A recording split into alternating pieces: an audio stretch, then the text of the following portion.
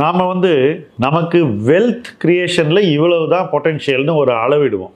எல்லாருமே வேலை செய்ய ஆரம்பிக்கிற அன்னைக்கு எவ்வளவு சொத்து உருவாக்க முடியும் அப்படின்னு ஒரு கேள்வி கேட்டால் ஒரு நம்பர் சொல்லுவாங்க, நம்மளும் சொல்லுவோம். 20 வருஷம் கழித்து பார்த்தாக்கா அந்த நம்பர் பயங்கர அமெச்சூரிஷான ஒரு நம்பராக அமையும். பல பேர் அதை விட கணிசமாக அதிகமாக சேர்த்துருப்பாங்க. 30 வருஷம் கழித்து பார்த்தாக்கா இன்னும் நம்ம இவ்வளோ கூட புரிதல் இல்லாமல் ஒரு நம்பர் போட்டோமே நமக்கு அப்படின்னு தோணும். ஸோ நம்மால் என்ன முடியும் அப்படின்னு அளவிடுறதுலையே பெரிய சிக்கல் இருக்குது. நம்மால் என்ன முடியும் என்பதை சரியாக அளவிட்டு அதை செய்து காட்டுவதில் தான் ஒருத்தர் வெல்த் கிரியேஷனில் எவ்வளோ சாதிக்க போகிறாங்க அப்படிங்கிறது அடங்கியிருக்கு.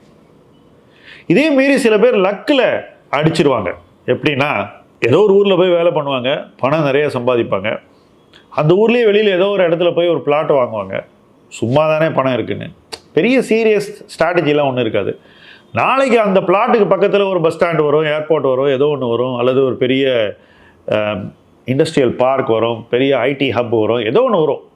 அப்போ என்னதான் அவங்களுடைய நிலத்தின் மதிப்பு 20-30 மடங்கு கூடிரும். இதெல்லாம் ஒரு குறுகிய காலகட்டத்தில் நடக்கும்போது அவங்க எதிர்பாராத விதமாக பணக்காரனாகிவிடுவார்கள். வாங்குற அன்னைக்கு இந்த காரணம்லாம் இருக்காது.